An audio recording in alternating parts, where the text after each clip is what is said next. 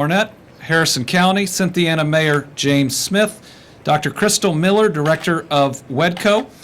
That is the local health department that covers multiple counties, including Harrison County. CHFS Secretary Eric Freelander, Dr. Stephen Stack, our Commissioner of Public Health, and Russ Cox, President and CEO of Norton Healthcare. If I missed anybody, they'll introduce themselves in a minute. But as you can see, we are all here together this morning because we are all working together. And together, both the group up here and all of us as Kentuckians are going to get through this. We're going to provide some new details and new information today. We hope the public understands that there is limitation on what details we can provide and also when we can provide them based on the process that the epidemiologists and others go through. We're going to try to provide as many of these details in context because, again, we want to make sure that people remain calm and understand that we will get through this. As of yesterday afternoon, we have 4 confirmed cases of the novel coronavirus here in Kentucky. Now, just because that may be a few more cases than some states are reporting does not indicate that Kentucky has been hit harder than other places. I believe it just means we've been very aggressive in our response.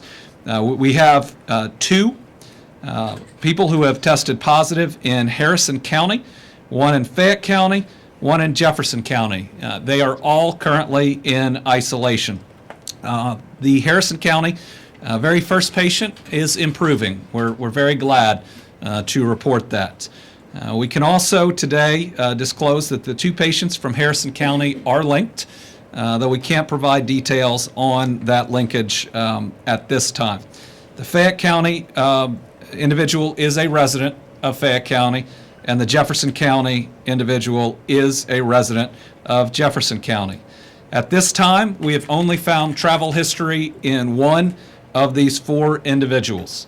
So we believe, and this seems to be the case nationally, that this is community spreading, spreading from person to person.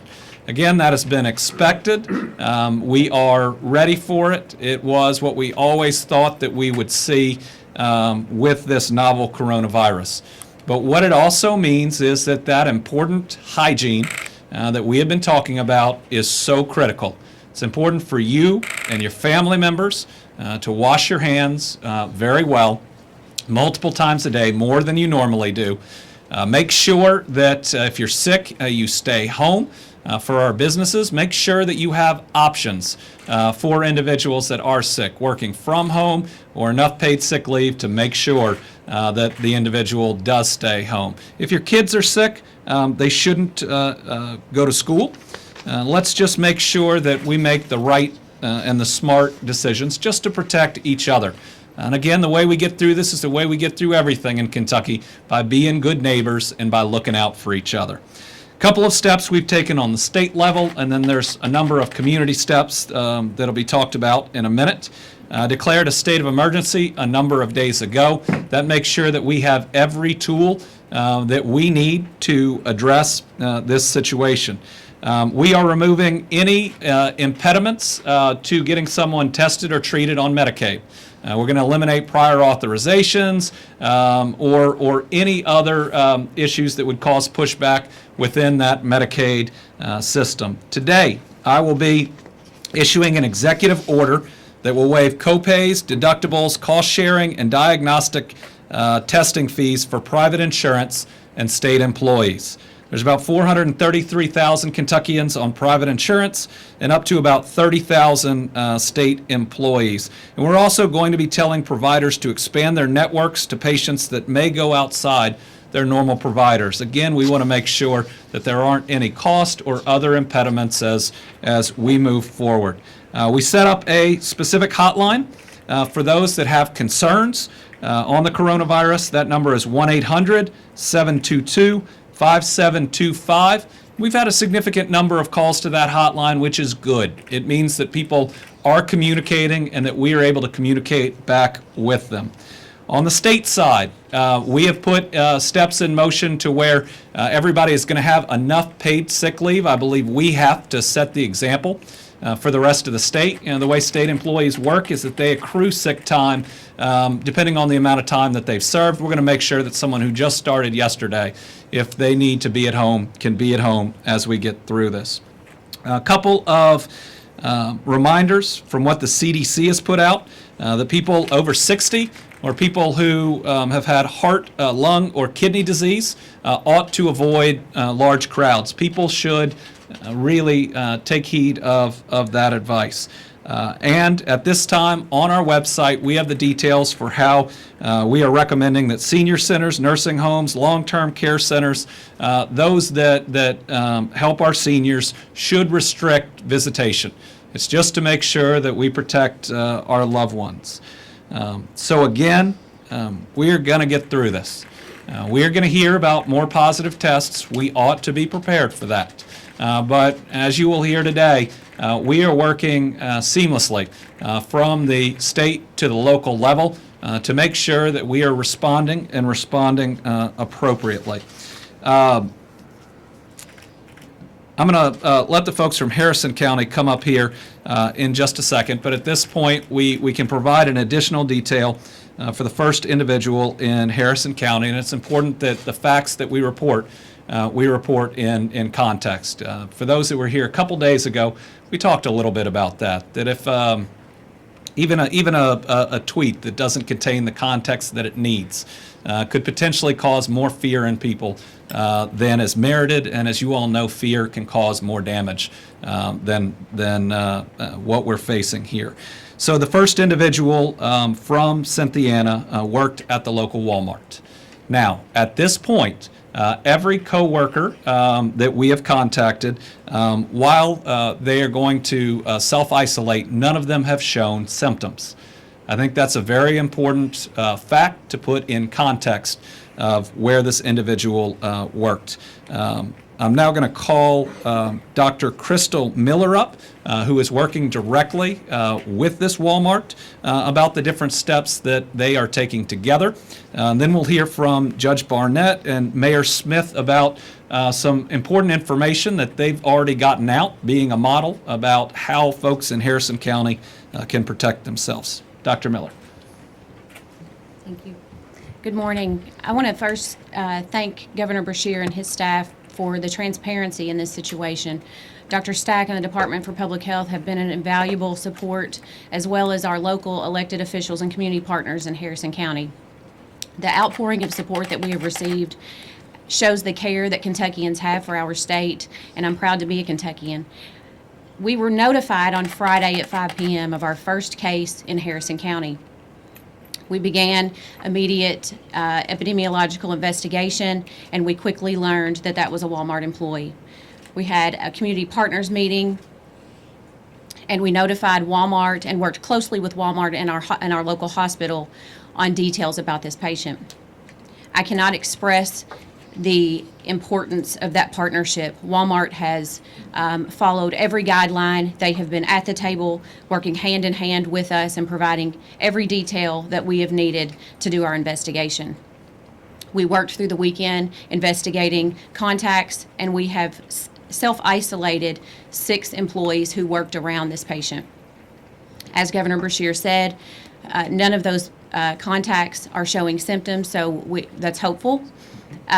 And yesterday we received a second confirmation of a second positive case in Harrison County. We have began contact investigation on that patient, and we have linked those patients together.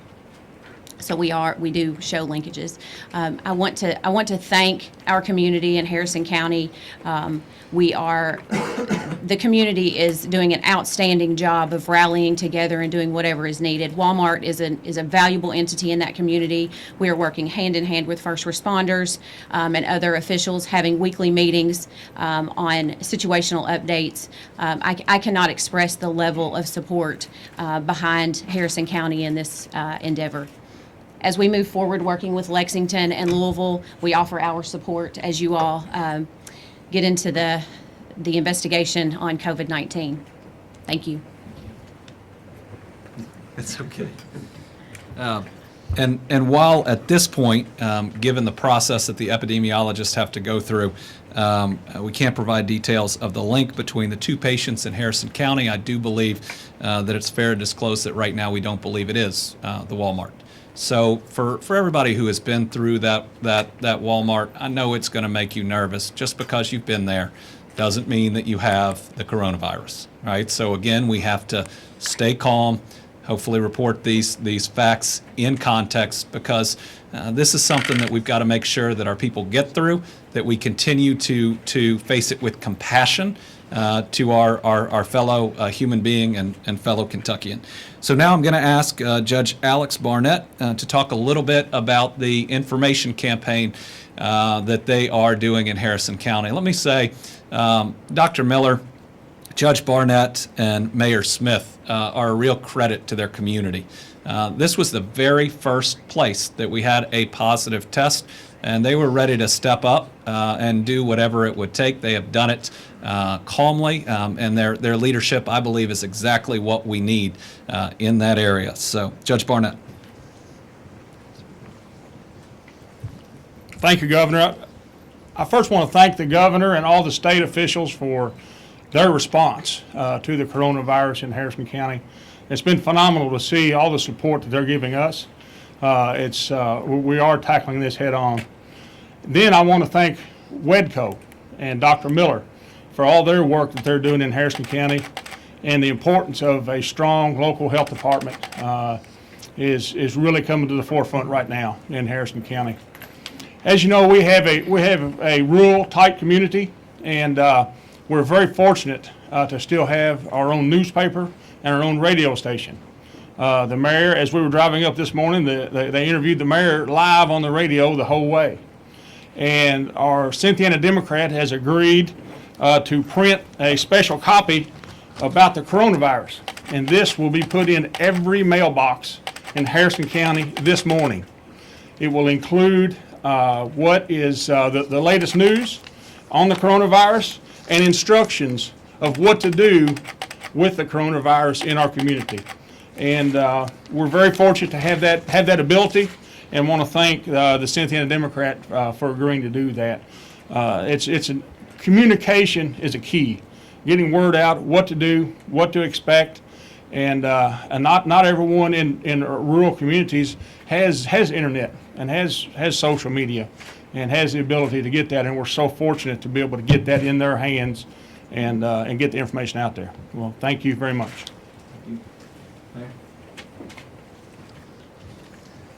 Thank you. Mayor Smith from Cynthiana. If anyone had told me a week ago that Cynthiana would be leading Louisville and Lexington in anything, I would have been very, very, very surprised. But we are. And I think it's safe to say that Cynthiana is probably the most disinfected city in the state of Kentucky today.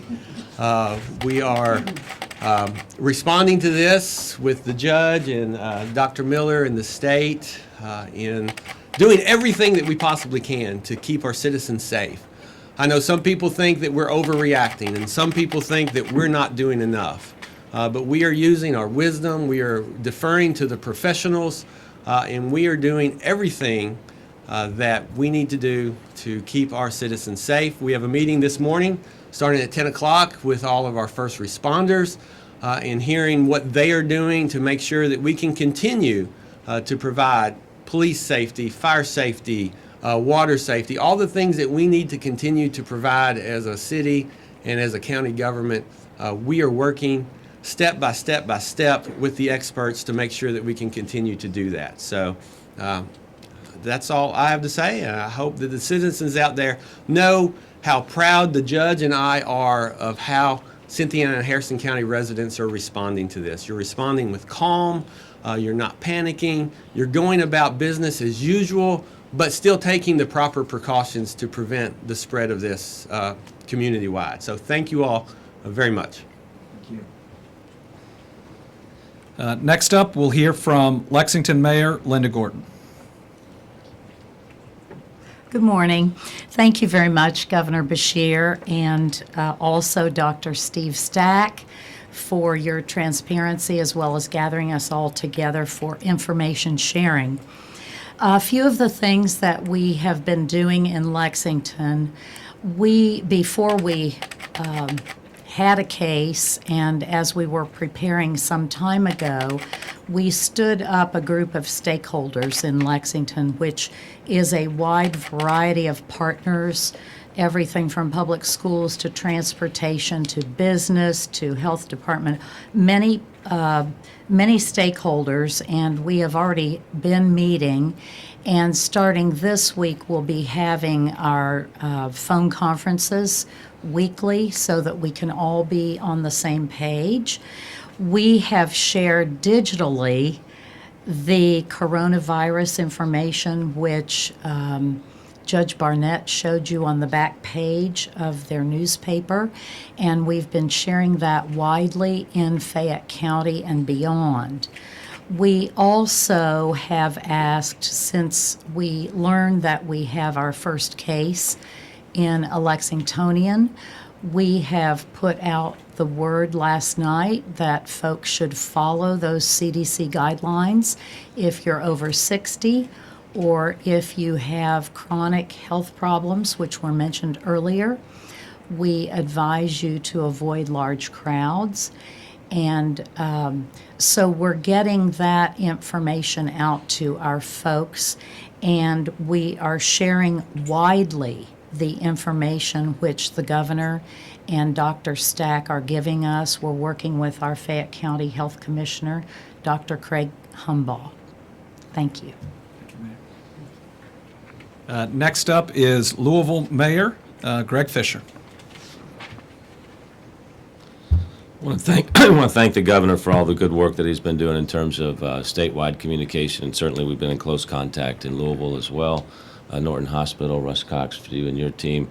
I mean, the critical thing I think that many of our citizens want to see is that we are all communicating in real time on this, sharing the information as it becomes available, because this virus, unfortunately, is going to spread everywhere, just like the flu does, okay? And we want people to be reacting to it just like they would take normal health precautions with the flu. So it's just a new reality that we have, and we will work through it. As was announced yesterday, Jefferson County has its first confirmed case of COVID-19. The patient currently is at Norton Brownsboro Hospital, and we are committed to sharing all the details as quickly as we can and as transparently as we can within the protocols that are out there. I do want to emphasize to our citizens to go to the state website as the definitive source of information on this. Do not get your health care advice from the internet and various social media strains that are out there reporting all types of conspiracy theories. That is bunk. Again, trust the state website for the information that's real about this health challenge that we're going through. I want to also say that we're grateful for the strong coordination and communication with the governor's office and the State Department of Health.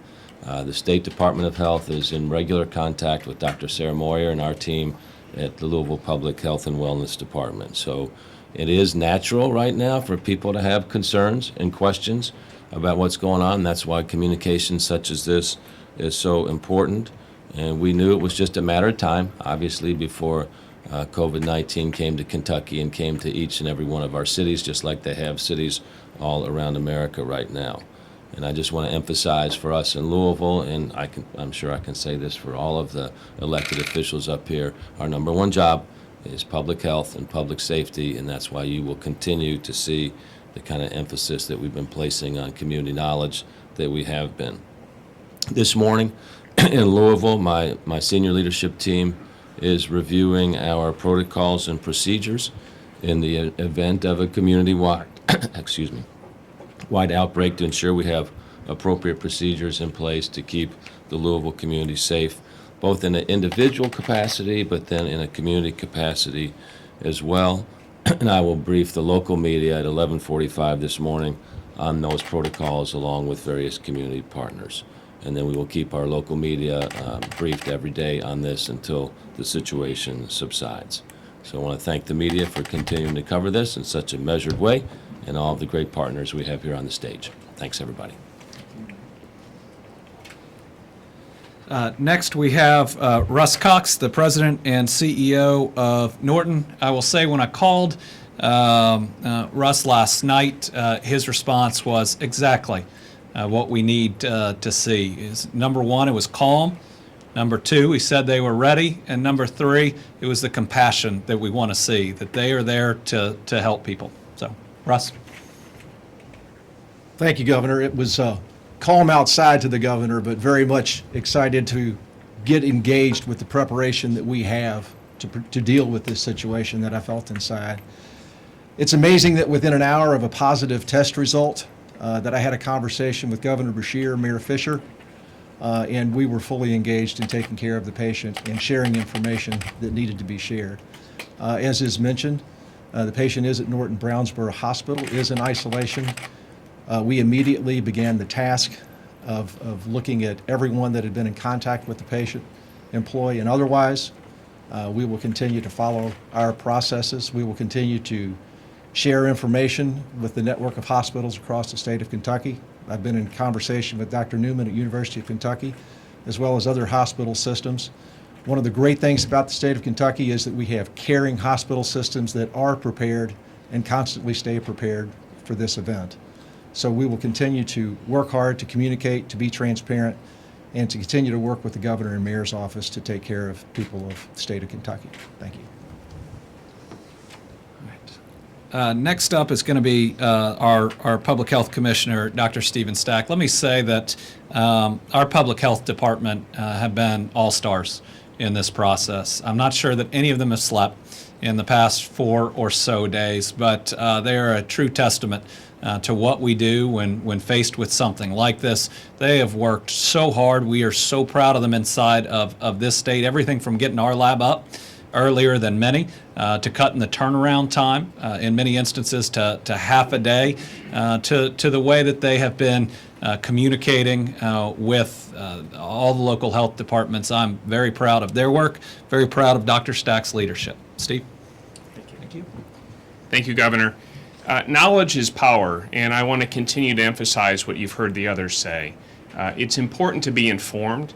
The fear of the unknown usually outweighs and is greater than the fear that's required. A few things for you to consider, and this data will evolve because remember, this disease did not exist in human population till December 2019, at least as far as we're aware. We're just over 2.5 months into our learning about this disease and our response. But for 80% or more of people who get infected, you're going to be just fine. You'll probably either have cold symptoms or no symptoms. So for 80% or more people, the current data says you will be fine. For parents, for your children, children appear to be little or no infected by this condition. Of course, if you have a special needs child or a child with chronic medical conditions, you should take extra precautions. But for children, they appear to not be significantly affected by this condition. So parents should take some measure of calm for the well-being of their children and their families. For those who may get infection, and may have a more serious infection, we can target efforts towards those populations, and we will continue to make guidance available to the state of Kentucky through our website and other channels to try to protect those communities as well we're able. To that end, I'd continue to remind you to please go to our website. It's kycovid19.ky.gov. We are updating multiple times a day the data and the advisories we put there in order to make sure everyone has accurate information and the same information. We will continue to urge you to tell the communities to go to that website to seek that information. For those who have concerns and they feel they need to talk to a person to try to ask questions, use our 800 number, 800-722-5725. That's 800-722-5725. The recommendations I would share with you right now are the ones we've all been sharing, and I think you've heard this nationwide from almost everyone who's done an event like this. The things that prevent respiratory infections are helpful for the flu, and they're helpful for COVID-19, and they're helpful for other things. Cover your sneeze and your cough, wash your hands frequently with soap and water, use hand sanitizer when water and soap are not available, stay away from others who are visibly sick. 6 feet is generally the recommended distance to help minimize spread of droplet-borne infection. And if you yourself or your children or family members are sick, stay at home and please do not go to work and school. I will add that I make the request of employers and others, support your employees. If they are sick, support them in staying home. It will be better for them and better for your employment place and for the community. So please support them in that. And for possibly more vulnerable communities, we are recommending for those who are over 60 or have chronic medical conditions such as heart disease, lung disease, diabetes, and other conditions that you stay away from densely compacted engagements and minimize your social activity outside in order to minimize your risk of exposure. And for nursing homes and other long-term care facilities and confined populations, we are recommending restrictions on visitation in order to protect those communities. That guidance is on our website. In closing, I'd like to thank the governor and all the people behind me on this stage. I hope what you're seeing here is the sincere expression of collaboration and partnership. The pride that Dr. Miller expresses in being a Kentuckian is one I think we all share. We are hard at work on your behalf, and as I step away from the microphone, I have to thank my laboratory staff, the public health staff, and all the people in the Kentucky Department of Public Health, in partnership with the many others, who are staying up all night long, fielding calls, and trying to respond as aggressively as we can. We're committed to getting you accurate and reliable information as quickly as we can. When we can't get you information, it's because we're busy at work protecting you, or we're trying to make sure the information we give is reliable. So thank you, Governor Beshear, for your leadership and your support. Before we hear from Eric Freelander, let me do the necessary context of talking about the flu too. The flu, right now we have 4 confirmed cases of the novel coronavirus. We, I believe, have about 19,000 confirmed cases of the flu this year. We've had 66 plus deaths from the flu, and the flu still hits children.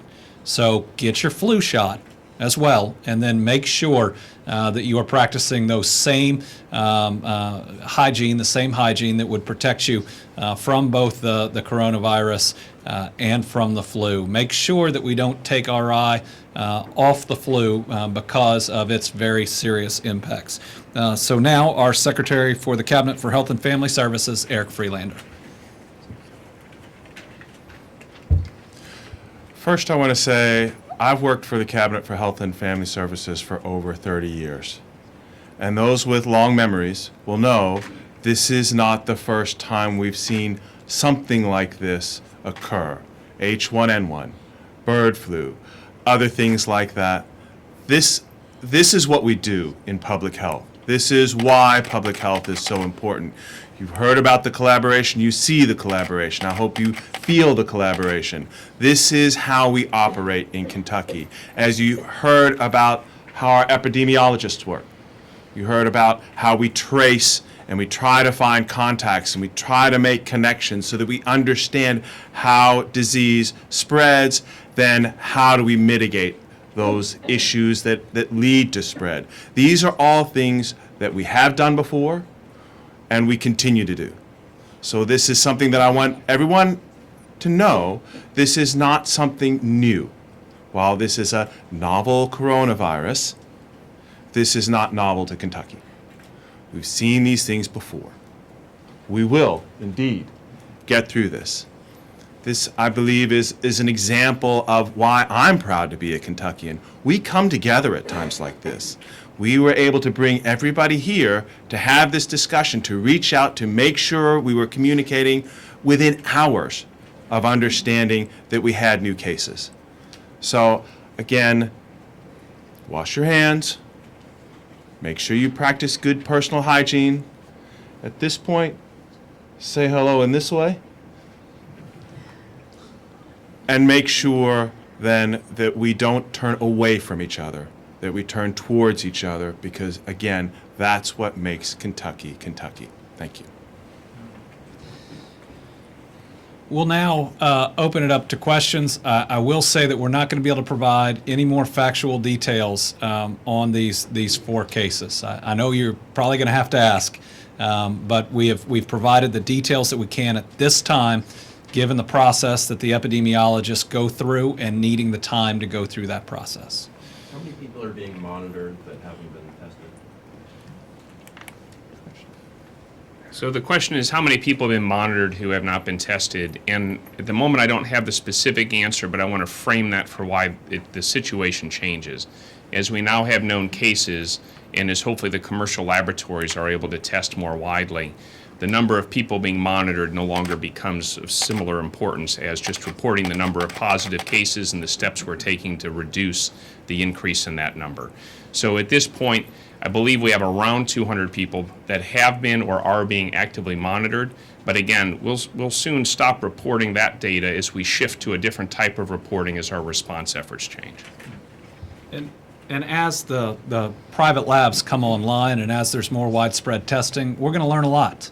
Like Dr. Stack said, we believe that this coronavirus was discovered we first saw it about 2.5 months ago. So our goal is to continue to be fluid. As you can tell, we are on top of what we are learning minute by minute, and we are doing our best to communicate responsibly with the public as quickly as possible. Jack? Was the Walmart in Cynthiana, did it ever close? Could you just say it's safe to shop there?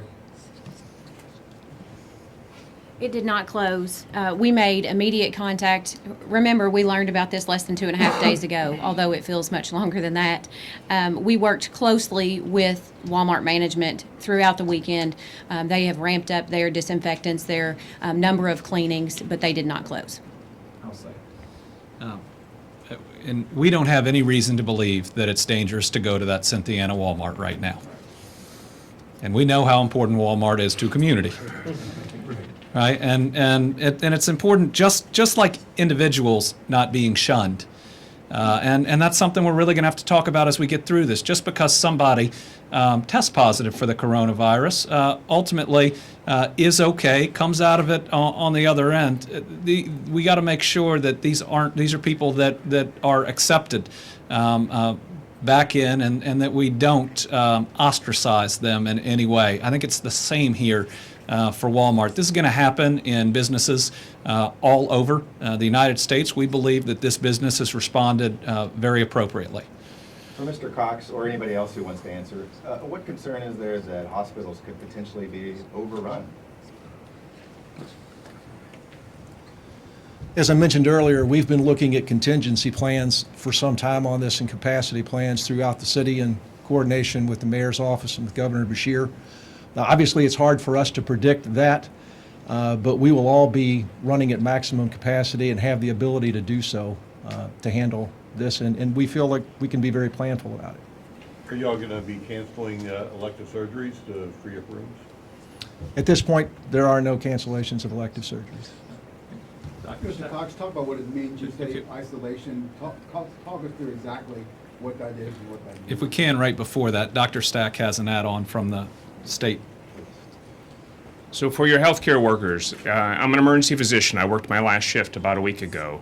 I want you to know they're there for you. I mean, they endanger themselves on a daily basis to take care of their people and their communities, even though that means that they place themselves or their families at risk.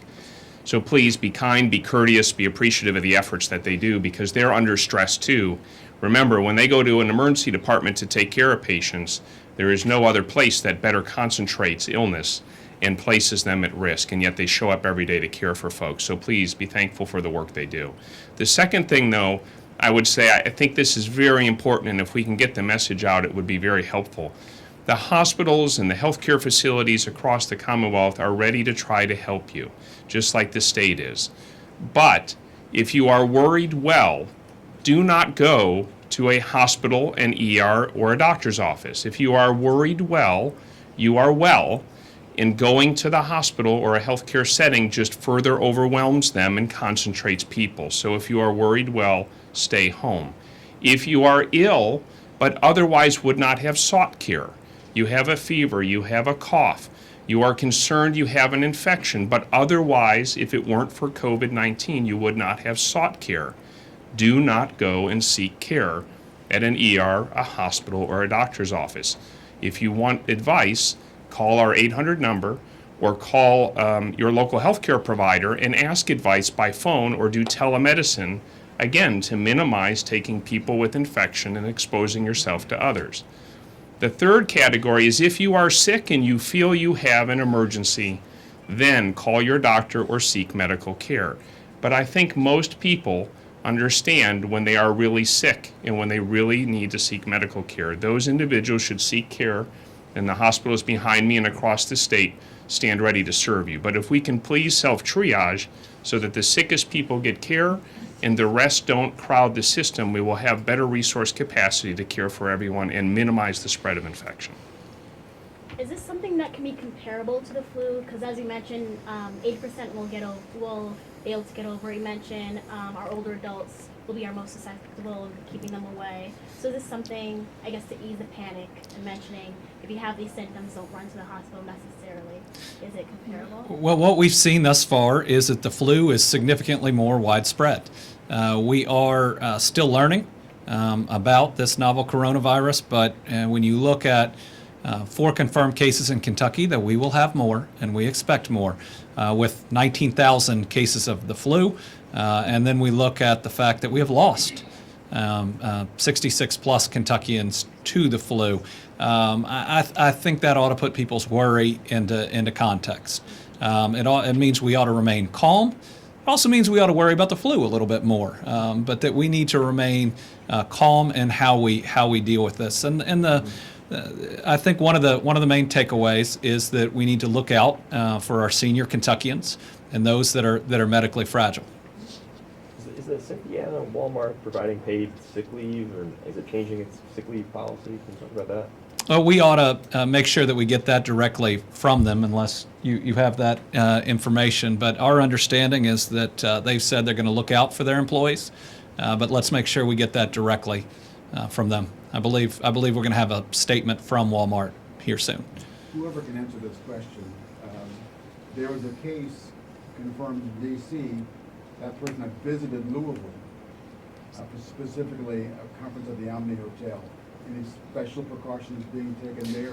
What's the latest there? I'll let Dr. Stack respond to that, but with what we have seen in these 4 cases, we now believe that this is community spread, and that even nationwide there will probably be less attention on the contacts of where people have been, given how we believe that it's currently spreading now. And what that means is isolation is important to keep it from spreading, but it's the hygiene that everybody ought to be using, taking care of yourself the way that we've put up on our website and the CDC is recommending that is absolutely critical. So, Dr. Stack. So again, like the governor said, the travel component is going to diminish in value now that the spread of the disease is happening locally. As far as places of business and places where people come together, we're recommending the same things we would do for influenza, which is surface cleaning, using regular commercially available cleaners to make sure areas are clean, and the personal hygiene interventions. The same things that minimize the spread of influenza will work to minimize the spread of COVID-19. Just because someone has traveled, or just because, should be clear, just because someone has the disease doesn't mean that they have spread the disease everywhere they've been. If they're following those same kind of steps, personal hygiene, that helps minimize their risk of spreading to other people. And if those around them are doing social distancing, 6 feet distance, also not touching their face and their eyes, although I do that sometimes here with the heat of these lights, which is unfortunate. As you follow those practices, it helps keep everybody safe.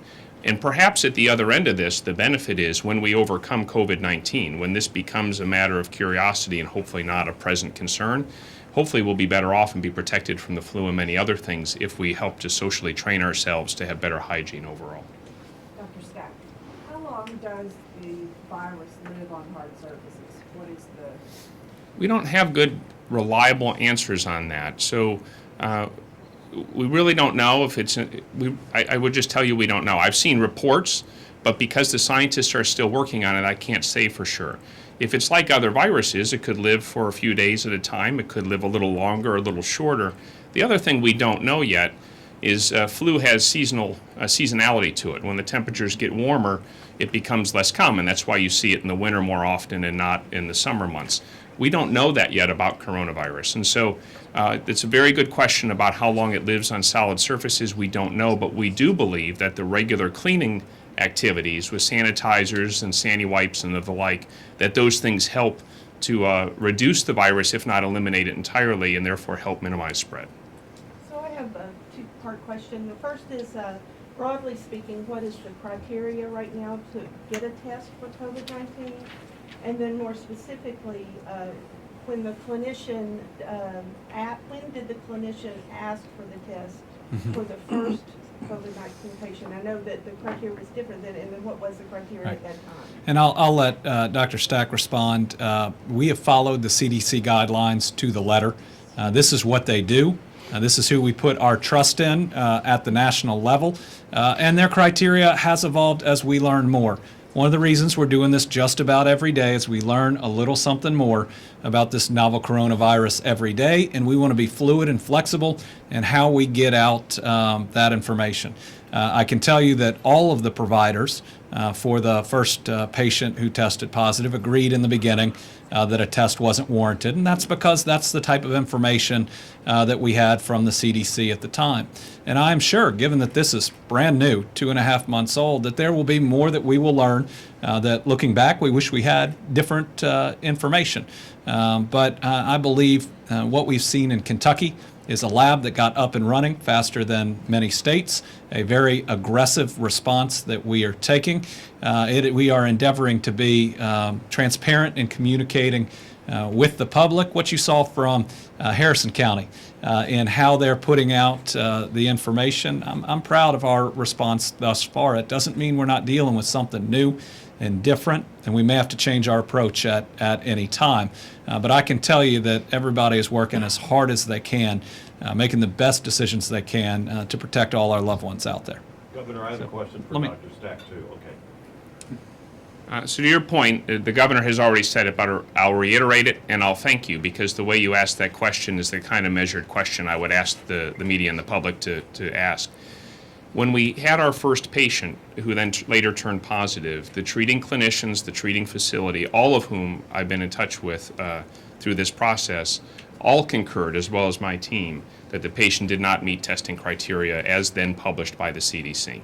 When the patient met criteria, and that the criteria involves CDC criteria and clinician judgment, when the parties agreed testing was indicated, testing was provided, and the patient was identified. So I think in this case, that patient was identified as quickly as we could, given the best knowledge we had available at that time and guidance from the CDC.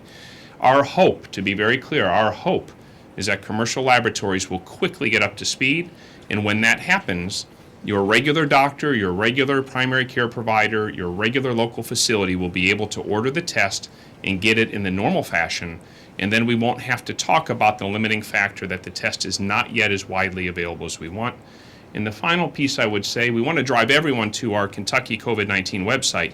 I will share, though, that they may not thank me if I crash their website, but the Journal of the American Medical Association editor on March 6th interviewed Dr. Anthony Fauci from the National Institutes of Health. In a 35-minute podcast, he describes in crystal clarity what we know, how we found it out, and the progression that we can expect, both for testing and for treatments. And for those who want more detail, Dr. Fauci is one of our nation's most prominent experts on these topics and is definitely a source of credible information for those who are interested. Doctor, the KHSAA has decided they're going to not have any restrictions. The girls' Sweet 16 this week, nor the boys next week. Do you agree with that assessment? And do you have any special message for people who are going? I support leaders who are responsible for their communities making the best decision they can. I continue to refer people to our website and CDC guidance.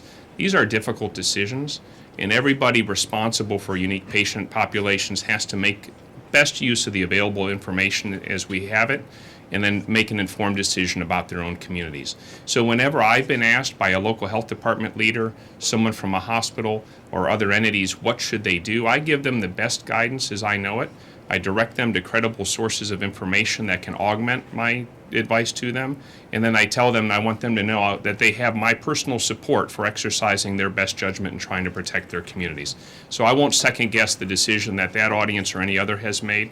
I want them to hear from me that I support their decision as long as they are working judiciously and expeditiously to try to protect their patient population. Mayor Fisher, if you could talk about your thinking right now. Real quickly, I do, though, want to point people to the CDC guidance for those over 60 or those who are medically fragile. And you know, that's a term that's thrown out there. You ought to think very carefully if you have kidney, lung, or heart disease, or fall within the age group that the CDC has cautioned, given that they have put out that guidance. Mayor Fisher, if you could just quickly talk about, I know it's early, but just your thinking regarding some of the big events coming up in Louisville, the Thunder, the Derby, things like that. Right. Yeah, it's 47 days to the Kentucky Derby, so we're in close contact both with Churchill Downs and the Kentucky Derby Festival. And these events are varied. You know, some are outdoors, some are indoors, some have a lot of people, some don't have that many people. So those are some of the factors we're looking at, along with the increased incidence that we've got going on here, or when it starts decreasing. So it's a daily kind of conversation that we'll be communicating on.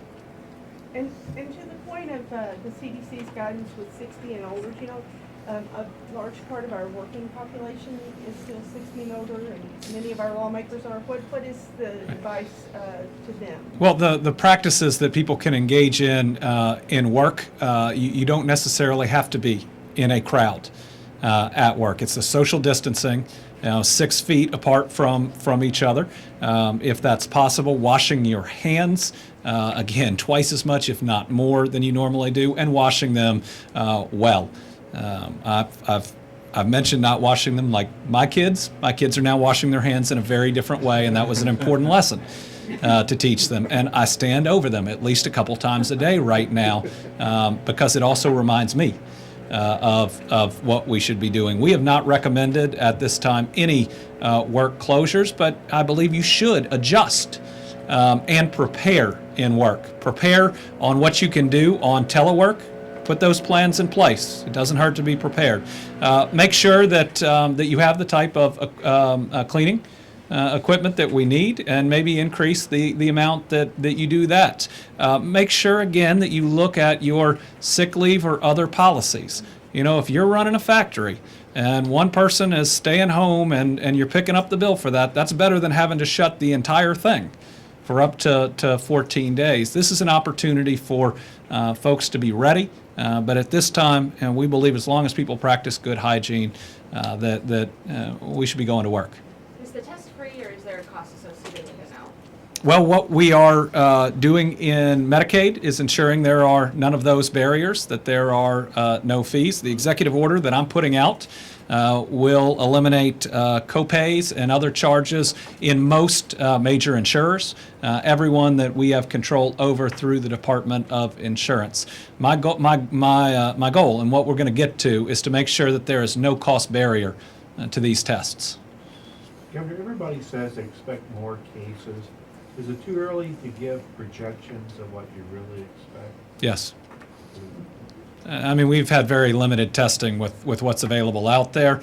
When private labs come online, we're going to have significantly more, and we're going to learn a lot. And we'll be right here talking about what we're learning and what type of practices we should change at that point. So we hope everybody is vigilant in listening, in getting good, accurate information, but again, remains calm. And we can't stop everything about our daily lives like work, but we can have better hygiene, better practices, and that'll help us to be a little bit better off in facing everything we normally face too. Is there any timeline on those private labs coming online? We were hoping in the next. Some are already up now. Right. Our timeline is we hope they're up immediately. But I believe that what we have been hearing for a couple of weeks is that it is imminent. I believe that I've read within a week or so here, but that's information we don't directly have. Mr. Kopp, can you talk about isolation and what that exactly means and what's involved in that? Well, we obviously follow the CDC guidelines. They're very specific about what to do with that sort of patient. Negative pressure rooms, personal protective devices are used for any interactions with the patient. So it truly is isolation of that patient in a room from the rest of the hospital, and any interaction with them is with protective device. What is involved in the test? So for the test, we obtain 2 specimens, one from the back of your nose and one from the back of your throat. And those tests are to make sure we have good sample.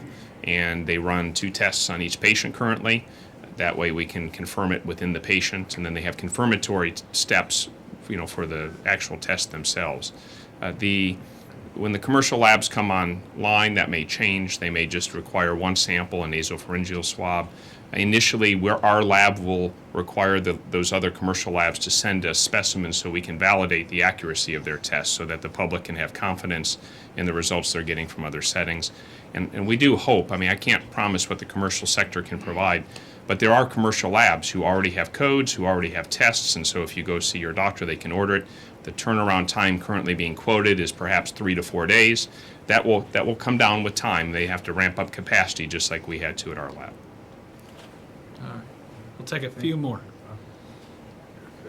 So those tests are an hour, you get them back in an hour, is that what actually? Right now, for us, if we get them before noon on a day, we will have them processed by the end of that day. I think normally that's by about 6 o'clock that we aim for. If they're past noon, we will have them in the next day. Our period, which can be as small as 12 hours or even less, we're pretty proud of. That certainly cut down the time that the CDC was taking. The second Harrison County case, is that in a medical facility or is that in isolation at home? That person is in isolation. Those are the details that we can provide at the moment, but currently in isolation. The other 3 cases, the first case is improving. Can you talk a little bit about how the other 3 people are doing? Right now, it's so early. We can't talk about where they are, and there's limited information under HIPAA and others that we can provide. But everybody is in isolation. Everybody is getting care, and we're really glad to see that the first individual is improving. Are you planning to have their briefings today or kind of circumstances? We probably won't have another briefing today unless circumstances change. But yesterday, while we had to do it by video, we did it about an hour and a half after we got those results. Right now, with what I'd see is we probably ought to plan on having one of these generally every day. Or every other day, but we're gonna adjust that as needed. Crystal will work to be in as much communication as we can. Anything that is called quickly, we will make sure that we live stream so that everybody can get the information. And will you let us know, please, if we didn't know about yesterday? Well, yesterday's we were working incredibly fast. Yes, we'll do our best to let everybody know. Just please understand with the way the situation is moving, and for us intending to give the information without delay, we're being as fluid and as flexible as we can. And of course, yesterday's announcement was at 5:45, and here we are at 8:45 the next morning. Thank you all very much.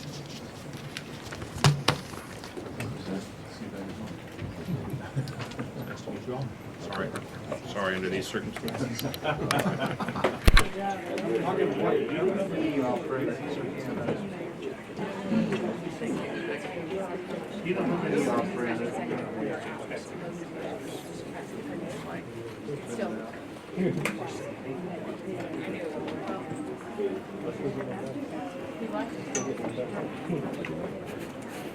been a while, so great.